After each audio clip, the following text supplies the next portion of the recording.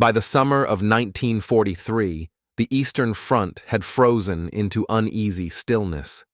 After the disaster at Stalingrad, Germany sought redemption.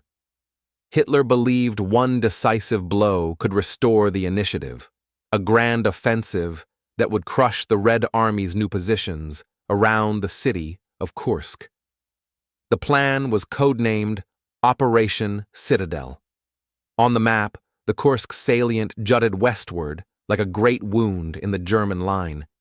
Inside, it waited over 1 million Soviet soldiers, hundreds of miles of trenches, and a network of defenses so deep that even the Luftwaffe's reconnaissance could not count them all. Yet in Berlin, confidence returned.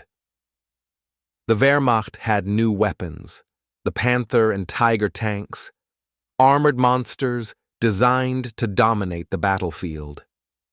Hitler postponed the offensive for months to ensure these new machines would be ready. In those months, the Soviets prepared. Entire villages were turned into fortresses. Minefields stretched for kilometers. Anti-tank guns were hidden in forests and barns. Every day that Hitler delayed, the Red Army grew stronger. When the storm finally came, it would not be a battle of speed, but of endurance. The steppe waited silent and scorched for the largest clash of steel the world had ever seen. On July 5, 1943, the sky over Kursk lit up with the flash of thousands of artillery guns. The Germans struck first. Tanks rolled forward in waves, their treads grinding the earth into smoke and fire. Infantry followed close behind, advancing through explosions that tore the steppe apart. The spearheads, the 9th Army in the north and the 4th Panzer Army in the south, aimed to encircle the Soviet forces at Kursk. But the Red Army was ready. Soviet spotters had intercepted the German radio codes days earlier. Artillery units pre-targeted every likely approach. When the assault began, they unleashed a counter-barrage so intense it shook the German front lines. Still, the Germans pressed on. The Tiger tanks smashed through the first belts of defense, destroying bunkers and gun nests. Villages vanished under the thunder of shell fire. But behind every ridge lay another line of trenches, another minefield, another ambush. Citadel had begun, but it was already bleeding. The Soviets had turned the Kursk salient into a fortress, unlike any in history.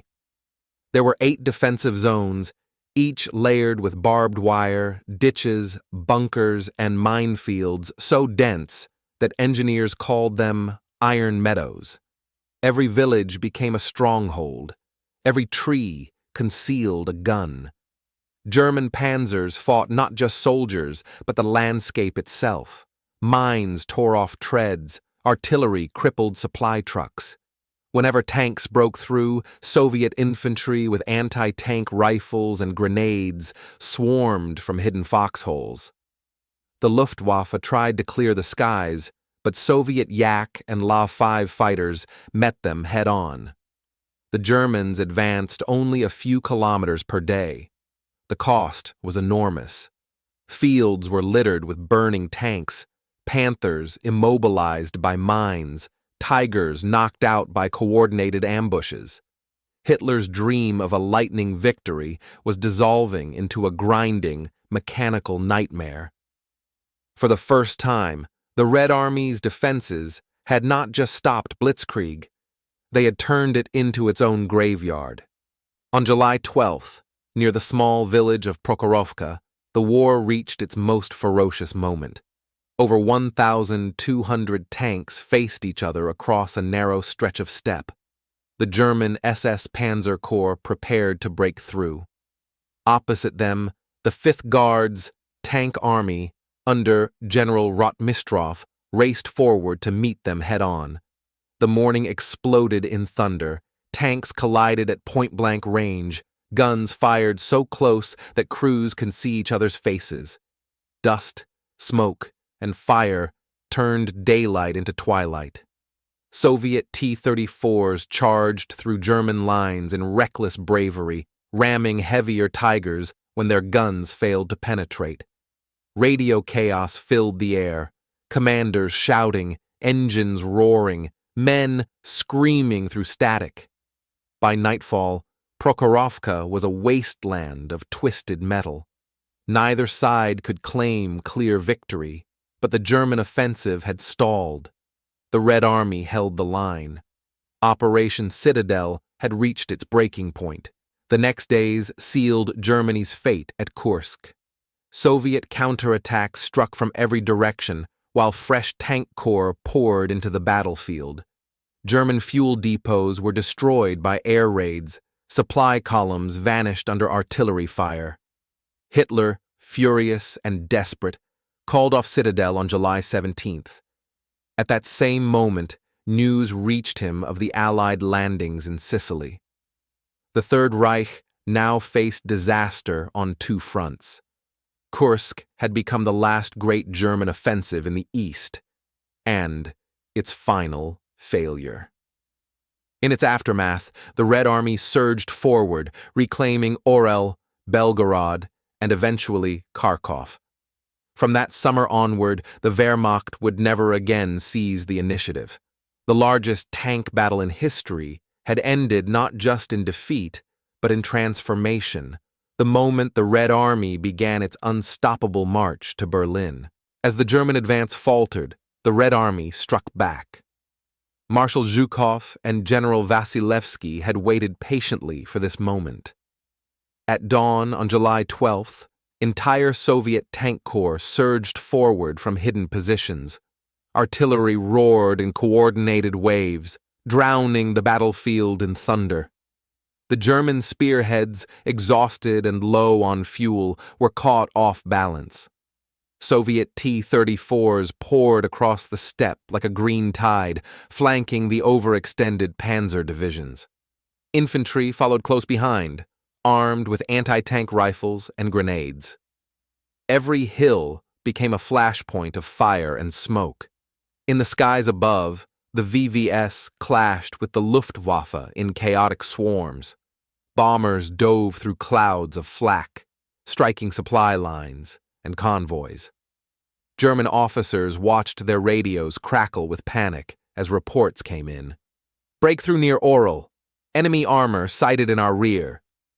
For the first time since 1941, the Germans were reacting, not dictating.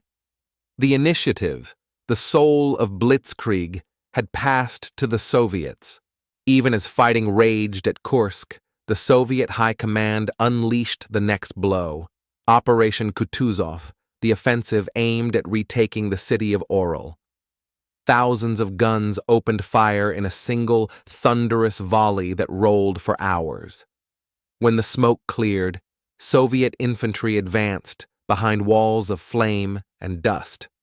The Germans, stunned and overstretched, struggled to regroup. Panzer divisions tried to counterattack, but every kilometer cost them tanks they could not replace. The Luftwaffe was grounded by fuel shortages. German generals begged for reserves that no longer existed. By late July, the Red Army had driven deep into the Orel salient, forcing the Germans into a retreat that could no longer be called tactical. Villages burned, bridges fell, and entire regiments vanished in the chaos.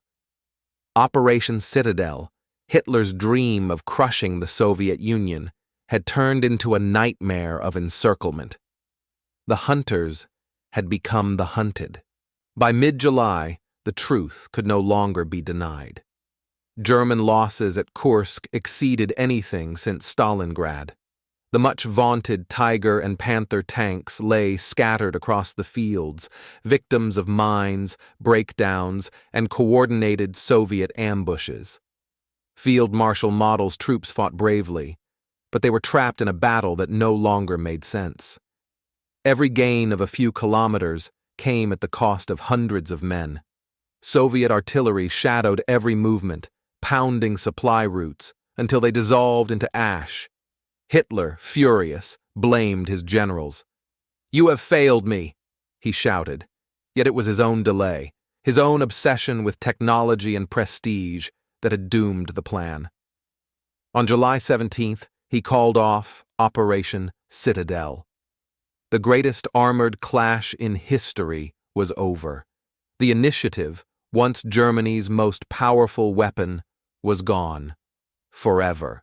In the wake of Citadel's collapse, Soviet forces launched a relentless pursuit.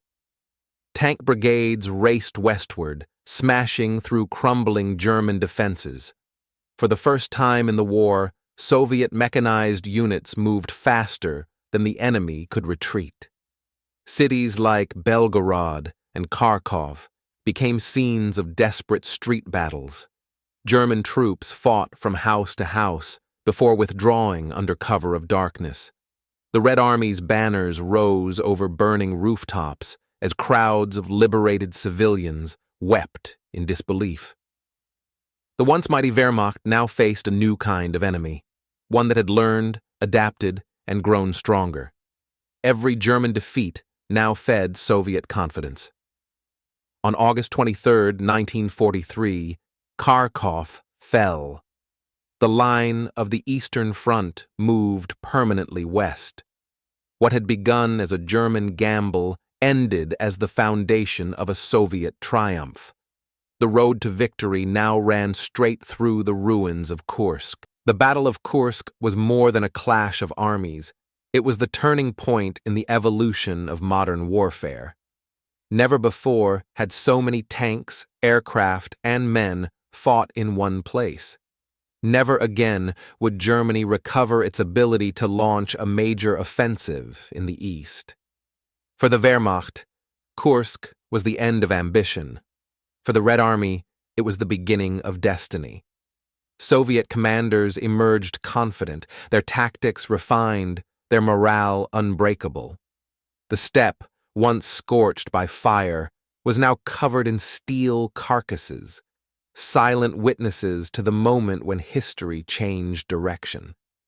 From that summer onward, the Red Army advanced without pause.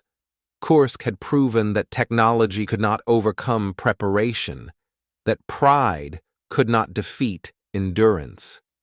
The balance of power had shifted. The Eastern Front now belonged to the Soviets, and Germany's long retreat had begun. When the guns finally fell silent, the Kursk battlefield looked like the surface of another planet.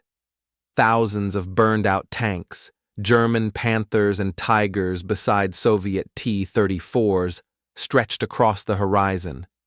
The air stank of oil, ash, and death. Soviet soldiers moved cautiously through the wreckage, stepping over twisted metal and bodies frozen in final defiance. For the Red Army, victory had come at a terrible cost. 250,000 casualties, tens of thousands of vehicles destroyed. But they had endured what the Germans could not, a battle of attrition. German survivors limped away toward the Dnieper, leaving behind the myth of technological superiority. The Tiger, once feared as invincible, now lay silent and broken in the mud. Soviet engineers examined the wrecks, taking notes, learning, adapting, evolving. The Battle of Kursk was over.